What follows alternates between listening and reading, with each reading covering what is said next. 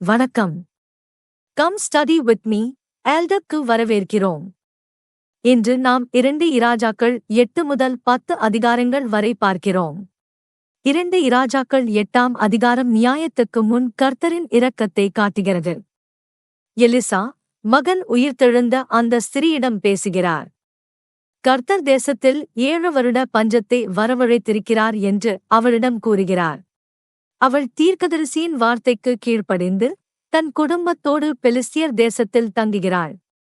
7 வருடங்கள் முடிந்தபின் அவள் தன் வீட்டையும் நிலத்தையும் கேட்டு ராஜாவிடம் முறையிட திரும்புகிறாள்.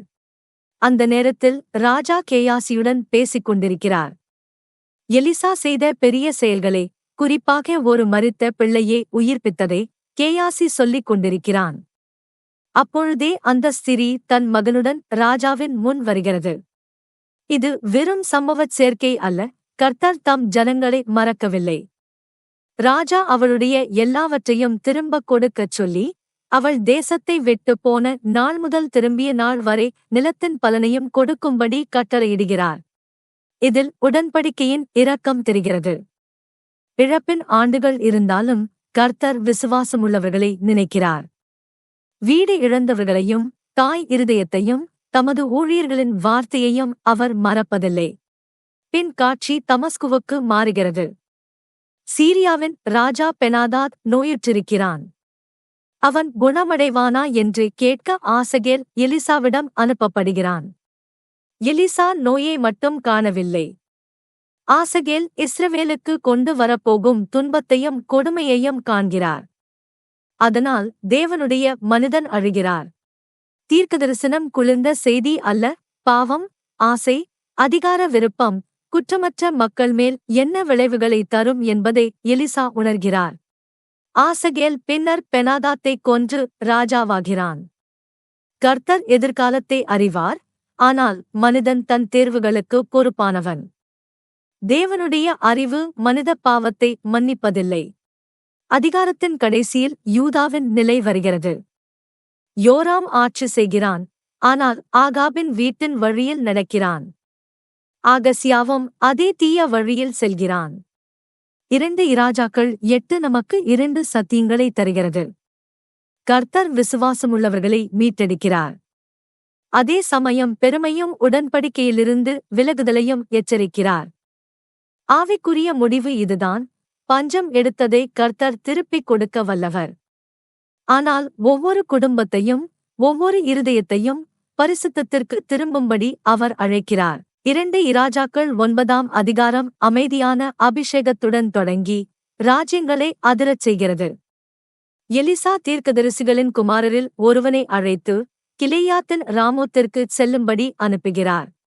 அவன் ஏகூவை தனியாக அழைத்து அவன் தலையின் மேல் எண்ணெய் ஊற்றி கர்த்தரின் வார்த்தையை அறிவிக்க வேண்டும். ஏகூ இஸ்ரவேலின் ராஜாவாக அபிஷேகம் செய்யப்படுகிறான். அவனுக்கு கொடுக்கப்பட்ட பொறுப்பு கடுமையானது. ஆகாபின் வீடு விழ வேண்டும். கர்த்தருடைய ஊழியர்களின் இரத்தத்திற்கும் தீர்க்கதரிசிகளின் இரத்தத்திற்கும் நியாயம் வர வேண்டும். இந்த அதிகாரம் சாதாரண வன்முறை அல்ல, நீண்ட எச்சரிக்கைகளுக்குப் பிறகு வரும் உடன்படிக்கை நியாயத்தீர்ப்பு. ஆகாபின் வீடு இஸ்ரவேலை விக்கிரக ஆராதனையிலும் இரத்தப்பழியிலும் கலங்கச் செய்தது. ஏகூ வெளியே வரும்போது அதிகாரிகள் தீர்க்கதரிசி என்ன சொன்னான் என்று கேட்கிறார்கள். ஏகூ செய்தியைச் சொல்கிறான். அவர்கள் தங்கள் ஆடைகளை படிகளில் விரித்து எக்காலம் ஊதி ஏகூ ராஜா என்று அறிவிக்கிறார்கள். பின் ஏகூ யெஸ்ரயேலுக்குச் செல்கிறான். அங்கே யோராம் காயங்களிலிருந்து குணமடைகிறான். யூதாவின் ராஜா ஆகசியாவும் அவனைப் பார்க்க வந்திருக்கிறான். காவலன் ஏகூவின் கூட்டத்தைக் கண்டு சமாதானமா என்று கேட்க அனுப்புகிறார்கள். மீண்டும் மீண்டும் அதே கேள்வி வருகிறது, சமாதானமா? ஆனால் ஏகூவின் பதில் தெளிவானது. யேசபேலின் விக்கிரக ஆராதனையும் மாயமும் தொடரும் வரை உண்மையான சமாதானம் இருக்க முடியாது. இந்த கேள்வியே அதிகாரத்தின் இருதயம். சமாதானம் என்பது சண்டை இல்லாத நிலை மட்டும் அல்ல, மனந்திரும்பாத பாவத்தின் மேல் சமாதானம் கட்ட முடியாது. யோராம் தப்பிக்க முயல்கிறான், ஆனால் நியாயத்தீர்ப்பு அவனை அடைகிறது. ஆகசியாவும் விழுகிறான். பின் ஏகூ யெஸ்ரயேலுக்குள் வரும்போது யேசபேல் ஜன்னலில் பெருமையோடு நிற்கிறாள். அவளுடைய முடிவு பயமுறுத்தும் பாடமாகிறது. அதிகாரம், அழகு, ராஜ மரியாதை, பெருமை இவைகளில் ஒன்றும் கர்த்தரின் வார்த்தையிலிருந்து ஒருவரைக் காப்பாற்ற முடியாது. ஆவிக்குரிய முடிவு இதுதான். இருதயத்தில் விக்கிரகங்களை வைத்துக்கொண்டு சமாதானமா என்று கேட்க முடியாது. தேவனுடனான சமாதானம் மனந்திரும்புதலிலும் பரிசுத்தத்திலும் உடன்படிக்கை நம்பிக்கையிலும் தொடங்குகிறது. 2 இராஜாக்கள் 10ஆம் அதிகாரம் ஆகாபின் வீட்டின் வீழ்ச்சியைத் தொடர்கிறது. ஏகூ சமாரியாவில் உள்ள தலைவர்களுக்கு கடிதங்களை அனுப்புகிறான். ஆகாபின் குமாரர்கள் அங்கே பாதுகாக்கப்பட்டிருந்தார்கள். நகரத்தின் தலைவர்கள் பயப்படுகிறார்கள். 2 ராஜாக்கள் ஏகோவின் முன் நிற்க முடியாமல் விழுந்துவிட்டதை அவர்கள் அறிந்திருக்கிறார்கள். அவர்கள் ஏகோவின் கட்டளைக்கு கீழ்ப்படுகிறார்கள். ஆகாபின் வீடு வெட்டிக்கழிக்கப்படுகிறது. இது கனமான அதிகாரம். ஏனெனில் நீண்டகால விக்கிரக ஆராதனையும் இரத்தப்பழியும் ஒரு ராஜ குடும்பத்தின் மீது நியாயத்தீர்ப்பாக திரும்புகிறது.